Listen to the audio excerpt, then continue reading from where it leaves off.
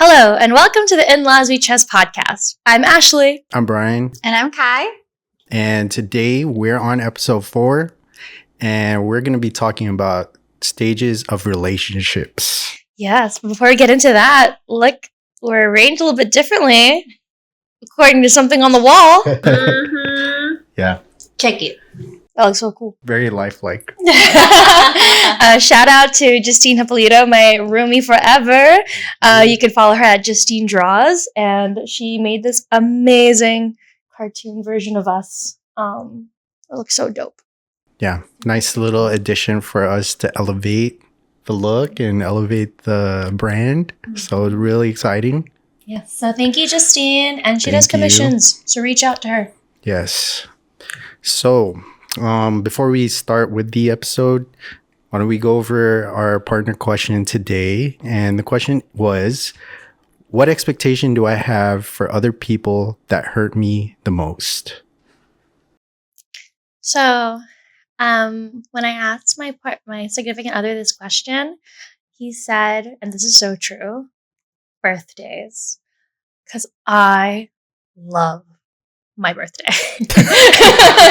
I love everybody else's birthday too, and I like celebrating people's birthdays and planning surprises, but I do love my own birthday. And they're I expect sometimes out of people a lot more sometimes than I think than I should, but I don't know, I just really like a good celebration, and I love a good surprise, and I just really appreciate times that I can just spend with people that I love.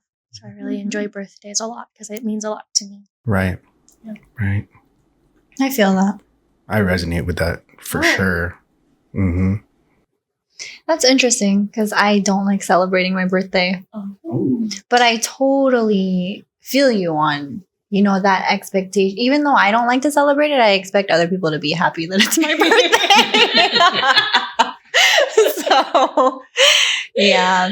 When I asked my partner, he said that I expect people to stay the same. I expect people that are close to me to be the same person, and when they show me something different, I'm like, what? Who are you? But how could I expect anyone to stay the same when I expect myself to change? Yeah. Yeah, that's very true. I mean, staying fluid, evolving, those things come to mind. Mm-hmm. Yeah. I think the hard part is like when you see that change, and if that doesn't really align with who you are anymore. Like I think that's the scary part, is when you have those, especially those like friendships that you're like, wow, we really did outgrow each other. And like it hurts, but I think it's natural as well. Yeah. I feel like those relationships and friendships that you grow out of can hurt even more sometimes, because at least if you have a falling out, you have something to like hold on to, where it's like, ugh, I knew that wasn't good for me. But when it's that situation, it's hurtful because you're like, man, I still miss them. It's just, we're different people now, and it sucks. I think like all you have are like the memories, the special memories, and how I've come to like acknowledge and cope with loss like that is just to honor the time, that period of time when everything was, connected. You guys were on good terms, stuff like that. Mm-hmm. But, such is life. People outgrow people, and, it's what you do afterwards, right? Yeah. It's still a learning process of everything's a learning process, right? Yeah, it is. Yeah. But it is. I find like friend breakups always hurt. I think more than other breakups. Yeah. I agree. Agreed. Yeah. When I asked my partner that question, she mentioned, I don't like it when people, when they're talking to me, they raise their voice at me. And especially when having a heated conversation. She likes a calm environment, trying to stay comfortable, and yeah, like it'll allow for a conversation to happen and like come up with like the resolution. But yeah, she absolutely hates it when the tone goes above a certain level, and I'm guilty of that for sure. I know I can get into it, but that's just a lot of emotion that comes out of me. So is it that she expects you to keep that calm when you're in a heated conversation? Yes. And I mean, I respect her needs regarding that, and it is a super difficult thing for me to keep up with, only because that is what I'm used to even growing up. Like arguments with parents and like, you know, my sibling, the voices like went through the roof sometimes, but it never felt like, oh, we're falling out of love or like there's a level of disrespect. I mean, yes, at one point it could reach a point that it's totally out of bounds, but that just felt normal, you know? Yeah, I understand. I think there's like a level of emotion that like physically manifests itself in our voices and it just like comes out and it's almost cathartic. Not saying like it's a good thing because it's not nice to shout at people, but I get it. Yeah, I get it. I'm guilty of that too. I don't even realize I'm yelling already. Yeah. Oh, It's hard to break out of that habit because you're like, again, reshaping something that you did your whole life. Very true. I've had definitely moments of like a heated conversation and midway through I was like, damn, am I yelling right now? Like, I'm so sorry. Well, at least you have the awareness for that, because it's not till like, hey, you need to take it down a bit. I'm like, oh, okay, sure. I didn't realize. I'm so sorry. I apologize. You know, but you have the awareness at least to stop midway. Figure. Yeah, that's where the change starts, right? The awareness. Of course. Yeah. So, jumping into today's episode, we had some time to reflect on what relationships are like and what stages we're in. So I asked the question, what stage are you currently in your relationships? Newlyweds. Yeah, I mean, we just had our 1 year anniversary, but we're married. But it's still very new. Most of, our elders are like, you're just getting started, and it's going to be that way for a long time. So I'm having fun. It's been fun. I don't know, sometimes it does feel like we're still at the beginning stages. Like the butterflies and stuff. But so yeah, I feel like especially just kind of how our schedule has been and how we like see each other, like sometimes it just feels very new. I don't know. I feel like we live very like independent lives a lot of the time. So getting to see each other when we do, it feels like, oh, yeah, I don't know. Like it's like the beginning of a relationship sometimes. But at the same time, I feel like we're also on this stage of like, a lot of our friends are starting to get married and like move in with each other or getting engaged. So I feel like we're, looking a lot closer into that and nearing that like next chapter or next stage of our own relationship. So it's a dichotomy of like, this feels like a new relationship sometimes, but also feels like, wow, we look at each other and we're like, whoa, it's been this like 7 years for us. So it's always like, wow, this has been not a long time compared to, I guess, the rest of our lives. 7 years is a significant amount of time. Definitely. Yeah. That is amazing that it still feels new. For 7 years, being together for 7 years. That's great. I love it. I mean, that makes me think like, could you say that, you've experienced other phases of like, the relationship, how it changes and kind of not just staying in the honeymoon phase or like that butterflies and happy times, like experiencing, what comes next? Do you think you've kind of gotten past that point? I feel like we've gotten past like probably a few versions of it. I think that the people that we came into, like we've definitely grown a lot. We've gone through like schooling and our careers and career changes. So I feel like we've kind of seen those different kind of sides and like facing those together. But I don't think our lives are necessarily as integrated as it will be that we could fully say yes to that question, which is a really interesting one to pose. Yeah. Yeah. I'd like to think that we're like, I'm married, so what? How many? We're married with children, and we're like coming up to 5 years of marriage, and if my math serves me right, 9 years. No, wait, don't quote me on that. 2016. Oh, they're the same. 9. Oh my gosh. Yeah, 9 years of like total relationships. Yeah. Wow. Yeah. I just realized. I guess I can't do math. Wow. Yeah. So you guys came into the family at the same time. We did. Pretty much. We did. Pretty much. Dang. Wow. Dude, we haven't really like, I haven't reflected on that, but like Me that would be worth neither. looking into, like when we first. The fact that we got with them at the same time, the same year. Yes. That never occurred to me. Wow. Very interesting. And at like both of us at very different stages in our lives, yeah. you know? Like, Yes. Wow. No, it's definitely worth exploring Yeah. and having a conversation about. But after like reflecting on this question, it made me think, and through research too, like you never really, it's like a cycle, right? Mm-hmm. Like every stage of relationships go through a cycle. When somebody quantifies it as, oh, we're in a boyfriend-girlfriend relationship, and then we progress to marriage, and then parenthood, whatever, and then so on and so forth. Yeah.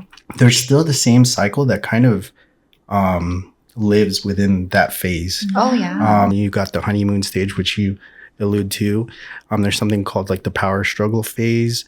You have the disillusionment phase, and then commitment, and then mature companionship. So Mature companionship. I Yes. have heard of that. I heard of that one too. yeah, and But I didn't have to go through all of that to get there. no, Yeah, for sure. Yeah, that's a lot. it's the progression within the things, but like you Yeah. can phase within each of those, and especially that kind of makes me think about like where I'm at currently, and I want to say we are like teetering between commitment and mature companionship, especially when it comes to our marriage.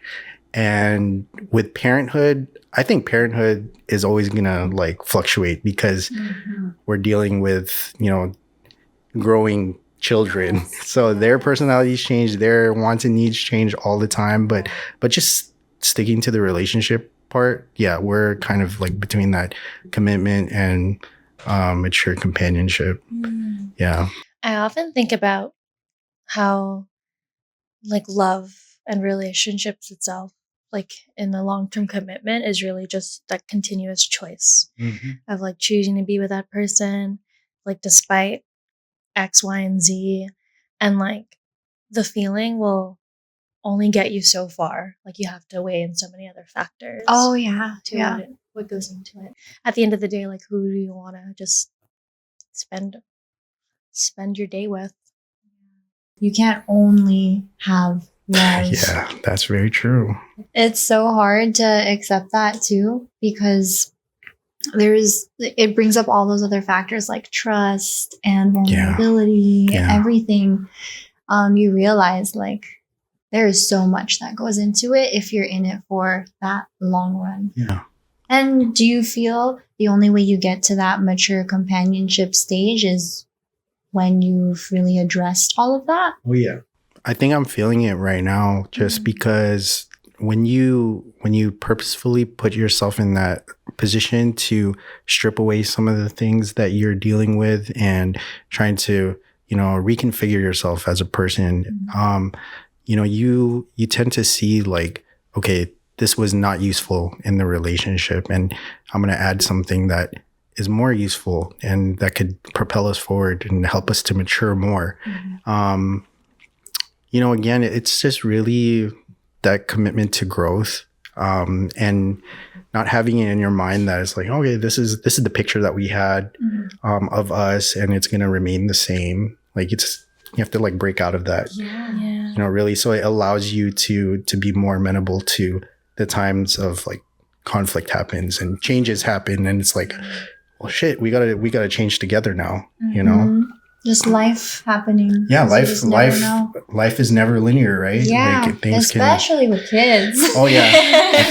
Especially. Yeah. I 100%. mean, and with every, like, not to be too, like, external, but just everything happening in the world right now. Like, Yes. things are gonna keep changing Yeah. and shifting. And, like, I think for me, the most major change I've had of recent is, like, when I got laid off about a year from now already. And that really threw a wrench in, like, so many things I had laid out and planned for myself, especially, like, financially. And I was I felt so, and sometimes I feel so like, wow, what could have been if it worked out, but that's not the path I'm on. Like, it didn't work out how I thought it would work out. Yeah. And so trying to find your footing and like trying to adjust from there and be like, this is the next thing that's happening, and kind of applying meaning to everything that happens to you just because you're like, okay, universe or higher being or God or somebody out there, like, what are you putting me on? Like, what are you trying to give me right now? And so I could see that, like, in that perspective, like, that was such a wrench in my life, and having to kind of go through that with my significant other, like,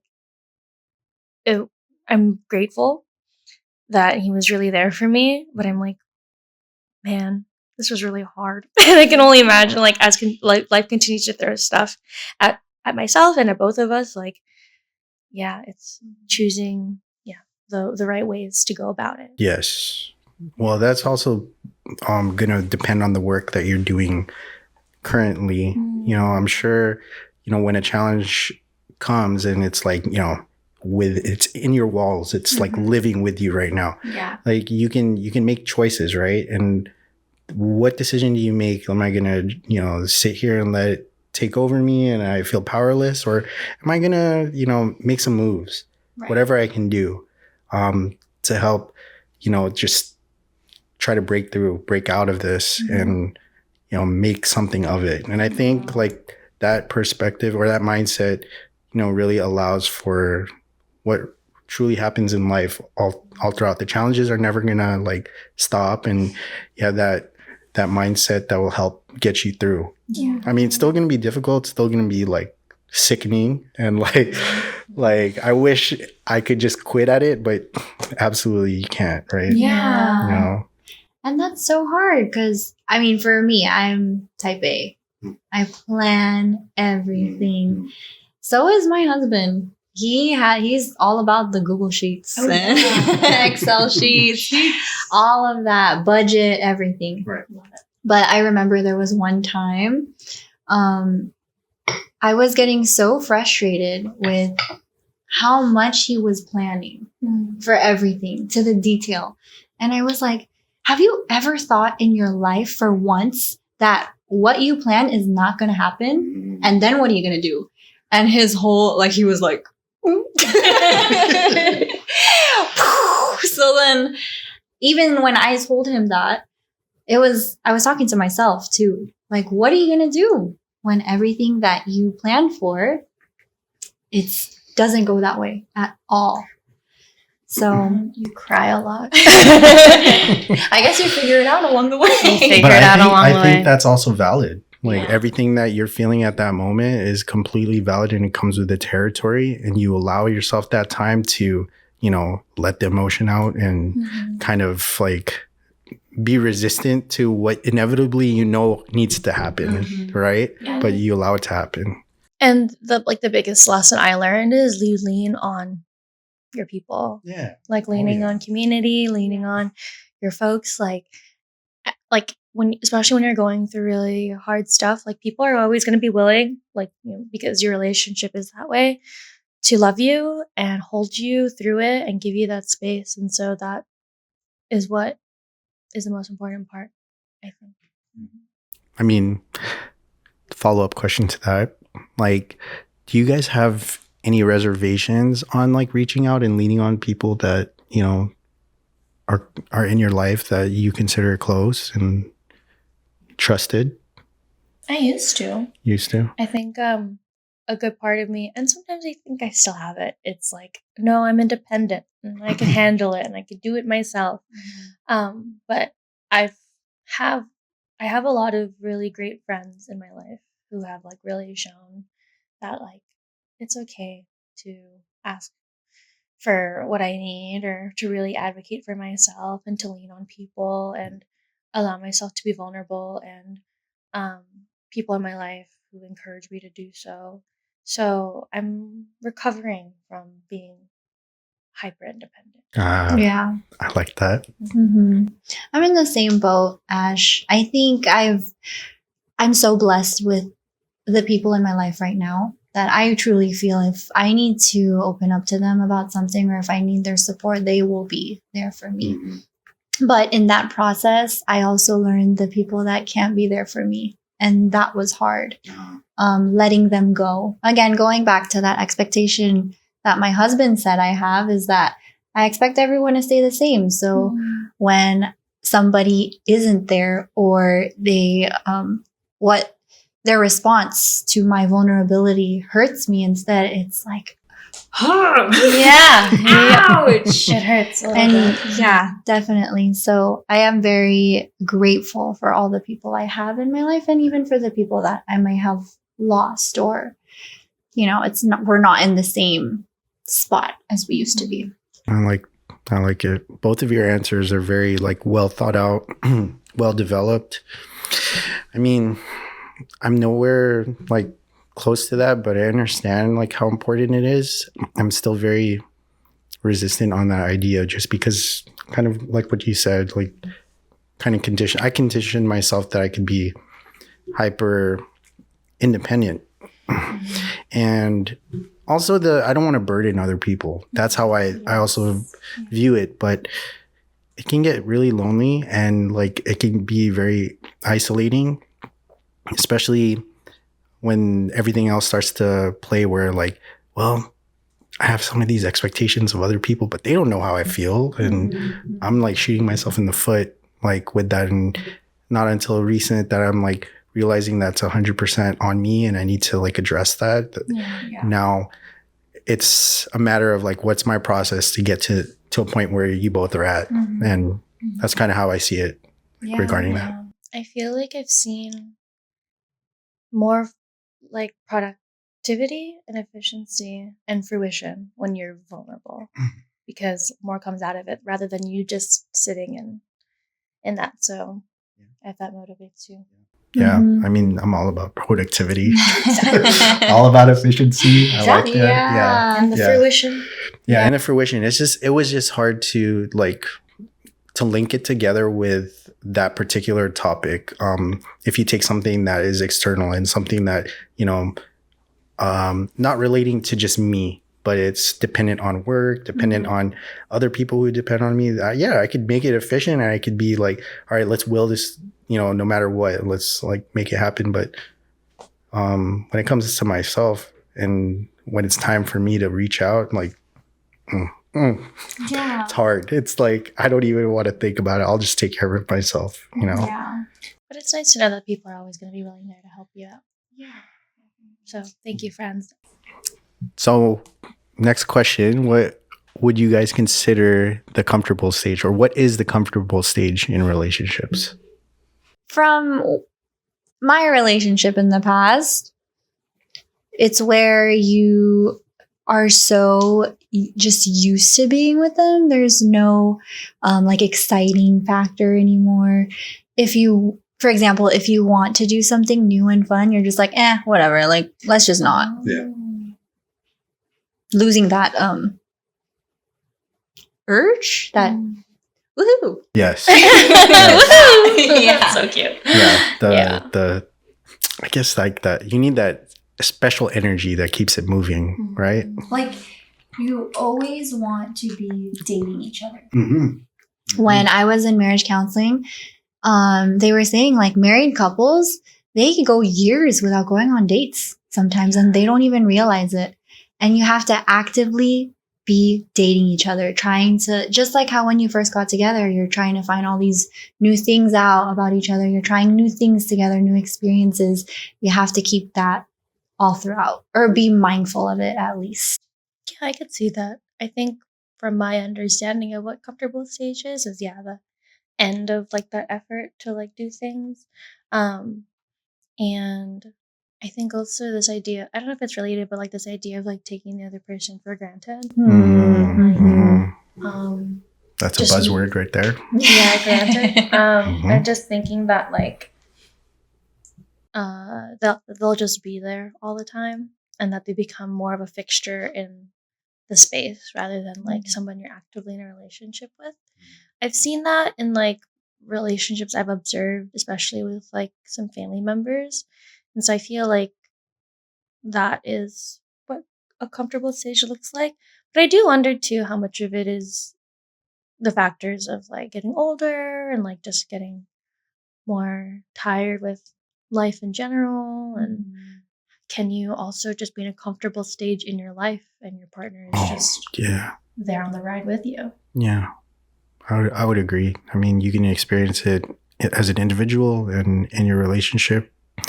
You know, I think it's something that you got to program early in your mind that, you know, not to just let time take over and you just roll with it. Like you have to be actively participating in keeping things fresh, keeping things like moving. With that idea of like dating. There is fun in it. There's excitement that comes from that. And, you know, it's sad to see like some couples who have gone, you know, months or years of just like not having something out of the ordinary happen for them, that they planned something. I like to think of like the comfortable stage as like being, you know, the relationship's purgatory or like no man's land, or the beginning of your relationship's demise. And I think the sooner you catch it, like it's easy to bounce back from there and like keep yourself out. But like if you've been living there for so long, and it could look like normal, like still routine, but that's a relationship killer, routine, at least for me. Yeah. Like I hate routine. Like I really do. And I think, you know, if you avoid some of that, you can stay out of the comfortable stage for sure, but be mindful, right? Do you both think that you can bounce back from the comfortable stage and then get back in it all throughout your relationship? Like it's not just a stage, but more so just this area that you move into, move out of, move into, move out of. It's like, I think so. I feel like to me, it sounds like it's the green room of a relationship, you know, the backstage where you get to like just decompress on the couch after like being in this space. Not to say like you're always performing in a relationship, but aren't we always performing? Yeah. Oh yeah, that's a good way to put it. No, but it's the truth. There is like this active like effort that needs to go into keeping the relationship going, right? And then that, like you said, that green room, that backstage is your way to like step off, catch yourself, and like just relax, you know, just to go on autopilot for a bit. But if you stay in that backstage area, the green room as per se, it's like, yeah, you totally miss out on, you know, what's the next act, you know, what you're supposed to be doing next in your relationship. And next thing you know, when you realize, it's kind of too late. I would say. If it's like you've been in the green room for a little too long than you should have. Because I think it's quite nice to have a person that you're compatible with and like you can just take it all, like decompress, you know, and taking that step back. But yeah, maybe there is that deeper side to it where you're in that comfortable, quote unquote, comfortable stage for longer than you really should be. Yeah. Or even if external factors are really becoming this new priority in your life. For example, like if you're really hustling for your career, or if you have kids now, anything outside, or even like with family, as far as dealing with a family death, something like that, it's so hard to find that line of, I'm being comfortable right now because you're my person and it's safe for me to just not worry about this. But then knowing, okay, we've actually been this way for years. And I don't even know if we can get back on, So it's the comfortable stage, I feel like, is just so Like a black hole. Creeps up on you. It could, I guess, A with black hole. Yeah. yeah, maybe. Like you can like dangle at the edge, but don't fall in. Right. Yeah. Have that awareness, but don't go into it. Deep into the abyss. So what happens like when you and your partner or significant other, like you guys are in different stages? Like what if one's more comfortable than the other? Right. Yeah. What happens? That's a really good question. Even when you say that, I think of like when you feel like you're putting all that effort, or vice versa, your partner feels that way and you're in that comfortable stage. That's how do you have that conversation? I think you just do. Because I mean, you were under the assumption that, this is my person, we're in a safe place. And hey, I'm seeing a red flag and we got to call it what it is. Bring up the conversation and, hope for the best that you can resolve. But it would be a problem if like both of you lack that awareness to begin with, right? And yeah, there's like a varying degree. What if you reach like this end and it's like, yeah, I just realized we haven't gone out on a date for like 3-4 years. And then, the ideas of like, oh, I don't want to go on a date. And it's like, oh, you don't want to go on a date? Well, like we're like sitting here at home doing our same thing. And, arguments are like on the rise and there's just like tension and frustration built up. And it's like, that's a whole like mountain now that you have to climb. And me personally, I'd rather not even like venture towards that. I'd try to like avoid going in that direction, Yeah.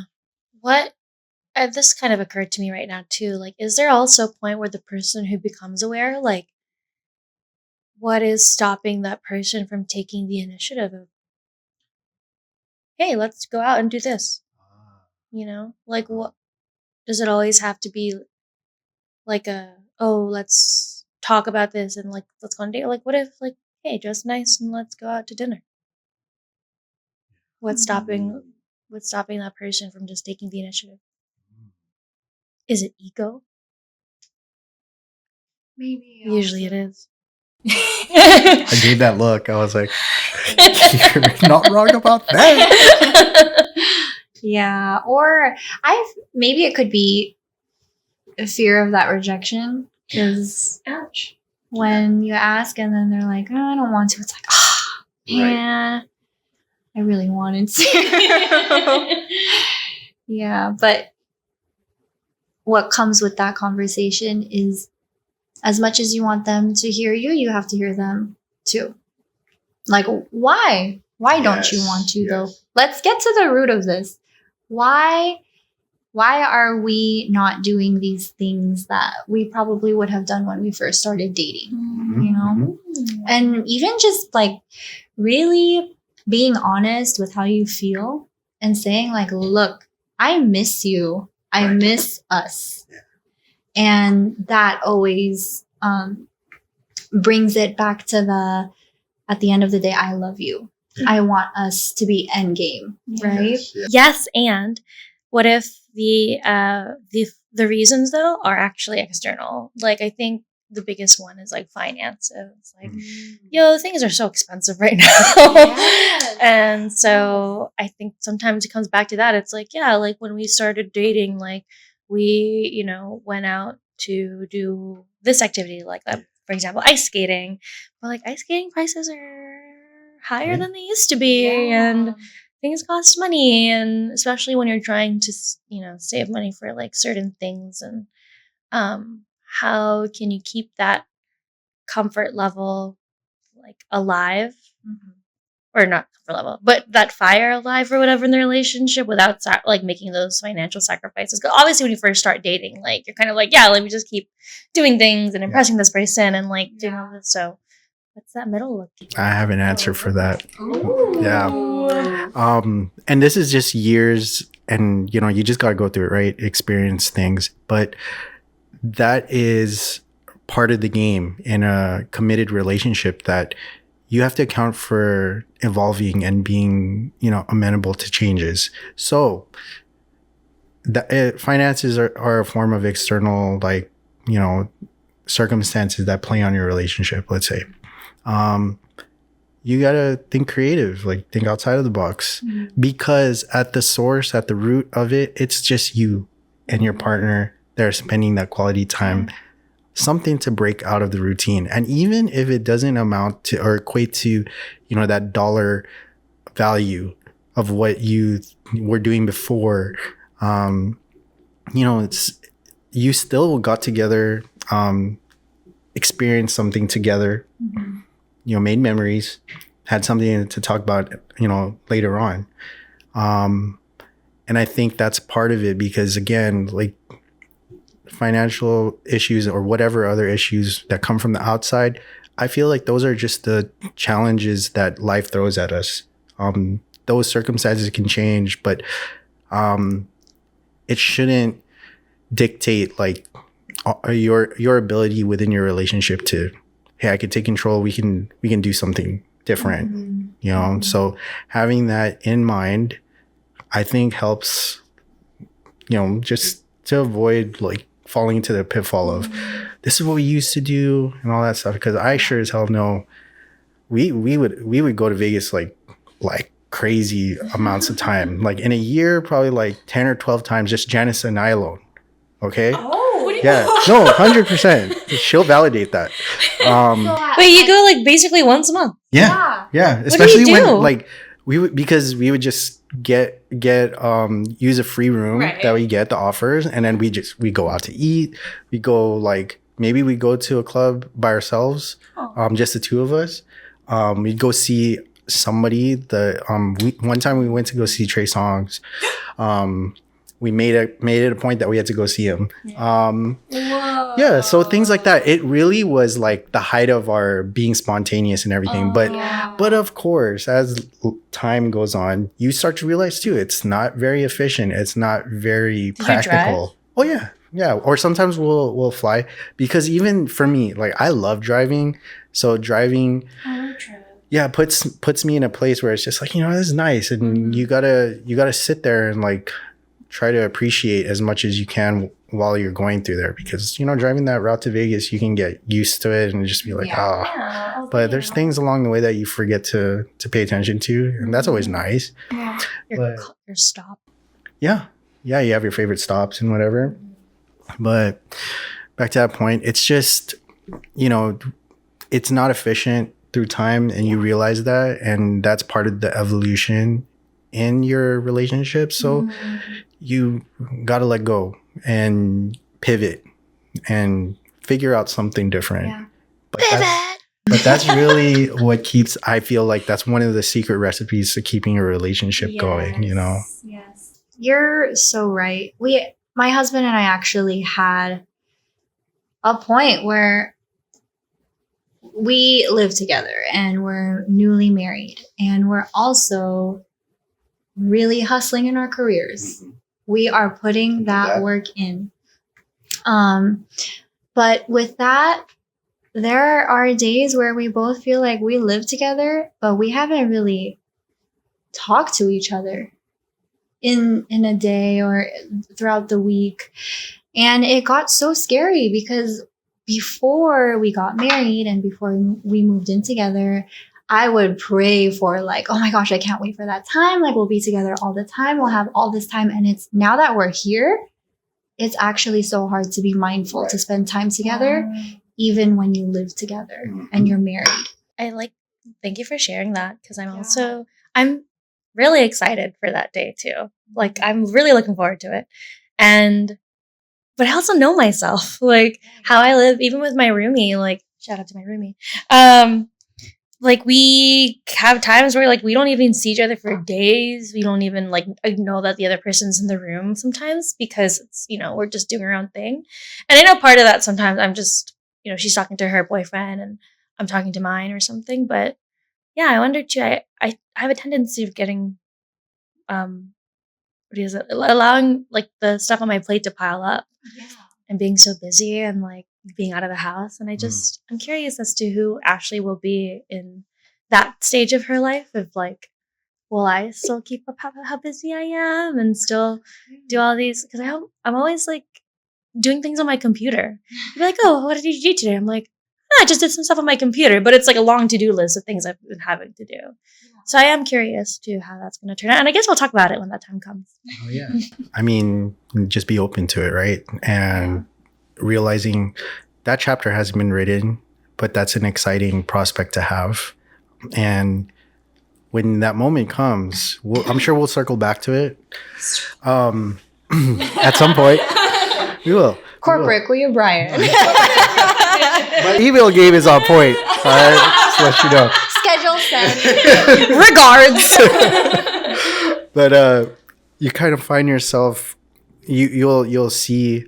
Man, I surprised myself in that sense of I didn't know what to expect, but I actually did it. And maybe 3 or 4 year version, Ashley didn't realize I'd be doing this, but then you're in it and this is the best decision or the best route that it could have been. So you have that exciting prospect. It's unknown, but something to look forward to, something exciting like that.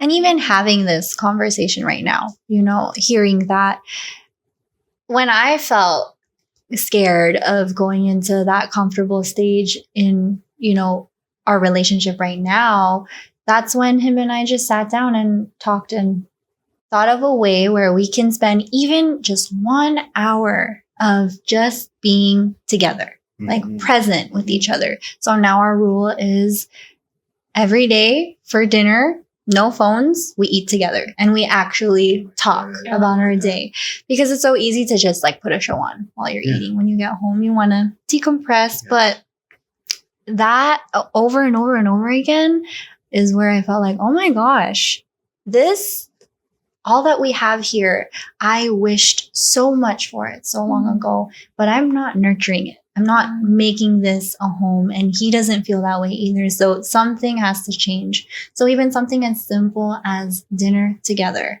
without watching TV. Yes, is huge. Right there. I mean, shout out to boundaries. That sounds like a boundary to me for your guys' relationship, and also being intentional about making sure you put things in place to avoid getting closer to the comfortable stage. I love that. Yeah. Oh.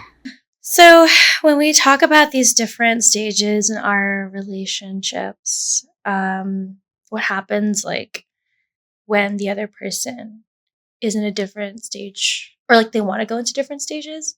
And so this is what I'm thinking of, right? Like when we go into this relationship, we are perceived and showing a version of ourselves. Yeah. Like this is who we are. This is who we're quote unquote advertising.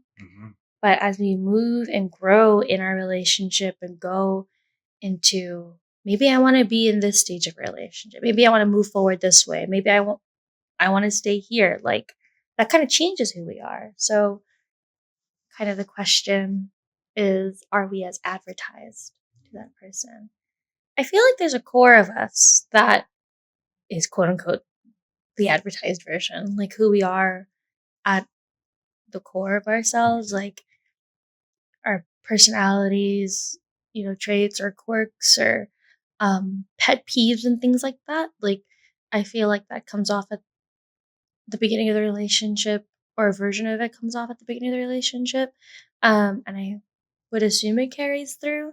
But I think that because there's so many external factors, and like you continue to grow and change in your own, like you start kind of showing those parts too. And also you get a more comprehensive look of the person as the time goes by. So you are not as advertised, but you are as advertised. You are both. No, I totally agree. I totally agree. And I mean, that's a jumping off point, because I think like that question is a very relevant, like, especially if you're first getting into a relationship with a person. You know, if you guys reflect back on those early days, like, you're presenting a version of yourself that in your mind you were thinking like, okay, I got to present the best version of me. I got to come correct. I got to, give the best like lines. I got to spit my game. Like, it has to be on point, right? I mean, to a degree, it's beneficial because it catches your partner's eye and, creates a little bit of that connection. But I think, like, going back to what Ashley says, like, you have to tap into like the core of yourself. What are those like values, those traits that make you and special and like deserving of that relationship, right? So you can stay true to that part, and then everything else on top that helps to like, ornament yourself to help like, just add to who you are. I think those change. They're definitely, and they can change. They're supposed to change. Throughout the relationship. And I look back at that beginning stage of like who I was when I was first like dating my partner versus to how I am now. Like, it's almost like night and day, I would say. Me too. And I can see where like that question could be like, I wasn't that same guy. I'm not who I advertise myself to be, but actually it's a good thing. Because I grew. I think that's at the center of it. If it's for positive growth and to benefit you both, then sure as hell, like, I'm open to like changing who I am. And the reality is we all have this best version we want to be of ourselves, but it is not linear. And you learn along the way how to be the best version of yourself. So if we say, well, I'm advertising that I'm just me trying to figure it out, I'm trying my best to be aware and mindful and learn from it, grow from it, rather than have it keep me in the same place, then I am as advertised because I'm human, That's true. That's a good way of putting it, yeah. And I think that on both sides, like I don't want to say expectation, but the hope is that the other person gives you that grace. And not just like us, and like our partner gives us that grace, but us also giving our partners the grace to just also change. And they're not going to come as advertised. And as they continue to grow and change in their own ways and reasons, like growing with them and accepting the ebbs and flows of that. Oh yeah. And I think that's what, truly one of the main signifiers of like, this relationship is here to stay. It's gonna, be something that is worth putting in the work for. Knowing that you have that next level in mind. And if you can figure that my partner is, really cool about helping me change, or like, understanding that I'm going through changes in my life and vice versa, that's a relationship trait that, helps survive like big time. Oh A lot of flexibility. So with that all being said, like, in hindsight, would you have changed anything along the way?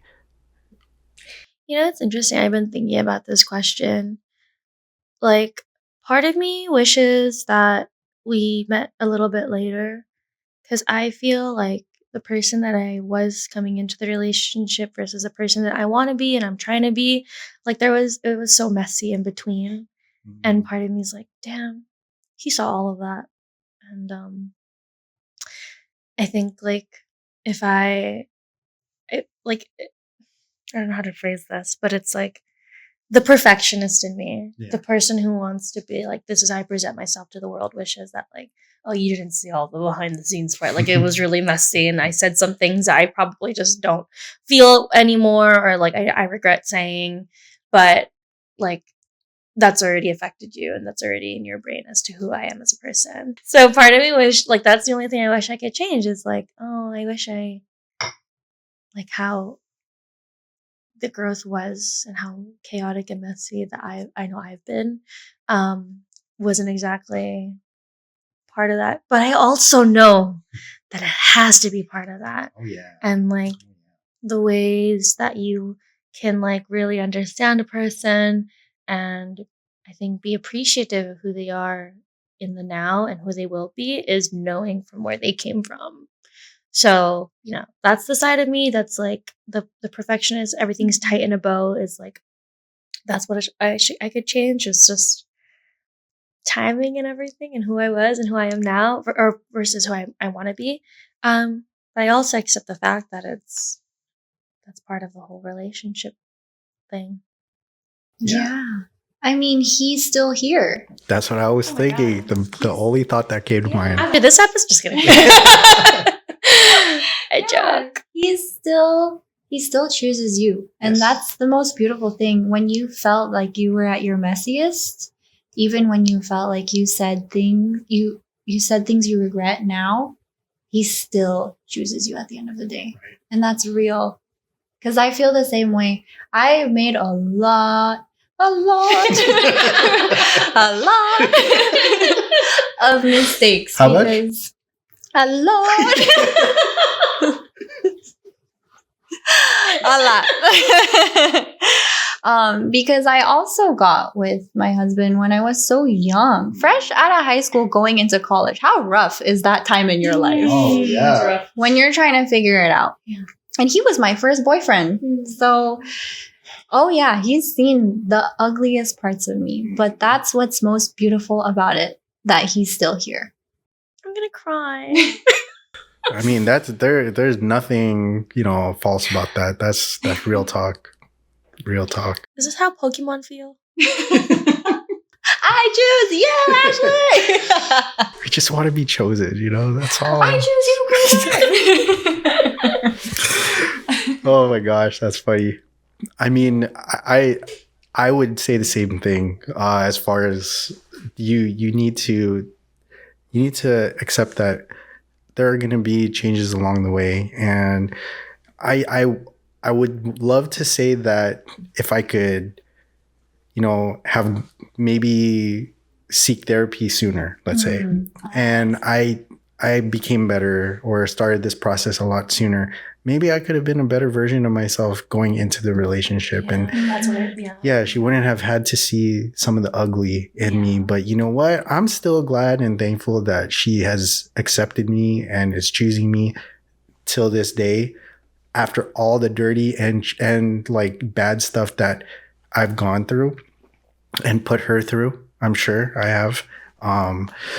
But I think it's not highlighted enough that it's going to happen in a relationship, and you cannot plan for perfection, to be calculated and make sure that no faults come along the way. Like there's nothing in the road that's going to make you stumble. There are those things, and that they need to be there. So yeah, I mean, I would love to say I would want to change a lot of things, but that's nearly impossible.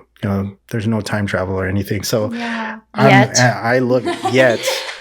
Yeah, they say 2050. They say they keep pushing the date. But I'm happy and proud of like that journey of going through some of the ups and downs and having to be at my lowest and she's gone and supported me through that. And we are who we are now. And I'm proud of that, so. Yeah, I agree. I wouldn't change anything. I definitely regret things, but I know that they were needed to be where we are right now. I know that it was all meant to play out that way in that time. Love it. I love it. Wow, that was what an episode, you guys. Another good one. Banger. Thanks for listening. Yeah, thanks for hanging in. While you guys are still here, we really appreciate it. No, but for real, thank you for choosing us and choosing to listen to this episode and watching this episode. But of course, before every episode, before we wrap up, we have a law. So the law has returned. Oh yeah, because we didn't have it last. We had boundaries, right? So what are you guys' laws? Oh yeah. This is a recent law I've put into place with myself. But you can learn something from anybody. Even if it's someone you really don't like, maybe what you'll learn from them is they're challenging you to grow or to learn to deal with the person that has a lot of conflict. I love that. No matter whether they're young, kids, or way older than you, same age, you can learn something from anyone. And if you have that perspective with everyone you meet, it changes everything. Right. Yeah. I vibe with that. I vibe with that. Yeah, I was just waiting when I could throw that in for sure. We have inside jokes. My law, I never say no to something until I try it at least twice. Oh, wow. That is my thing. Yeah, you cannot twice. At least twice. You cannot, write something off and completely say, yeah, it's not for me until you try it a second time, at least a second time. Because what if that first time, bad impression wasn't what it was supposed to be, like as it was presented, whatever the case may be. So, I like to give that opportunity. Okay, we could try this another time and see if it changes my mind and make a decision from there. That's so good. Because I am so quick to be like, nope. Yeah, I did not like that. Yeah, I like that. I guess along that line, I don't know if this is necessarily a law for myself, but it's something that I did a few times that I felt was something I should do. But if there's a person in a space that I hear things about or have a general reputation around them, but I don't actually know them as a person, I will at least try to have a lunch or a dinner with them just to get to know them and make my own judgment call on if I like this person or not. And I would say maybe 4 times that I've done that. I like the one person, the 3 people. I guess they align with that reputation. But I just want to make sure that I also have a personal understanding of this person rather than being like, oh, I've heard things about you and that's why I don't fucks with you. Yeah. But it's no, maybe it's, you never know, people could surprise you. Yeah. That's a good way of keeping yourself open and flexible to anything, because it's easy for us to get swayed by things that we hear from the outside, but it's a nice nod to, hey, you know what, I'm gonna take my time and use my own judgment, exercise that autonomy, and I'm gonna figure this out. Yeah. And then I'll make a decision after that, because I like it. I feel like all of our laws circle around open-mindedness, which is cool. Oh, yeah. That is cool. Yeah, we like to keep an open mind here. Open mind. Because you just never know what actually is cool with you or not until it happens or you try it out. With that being said, we are open-minded, open to your guys' comments. We'd love to hear your feedback on this current episode and episodes on past. What you liked, what you didn't like. Put it out there for us. Yeah, we're totally open to feedback. This is our first time doing something like this, especially with each other.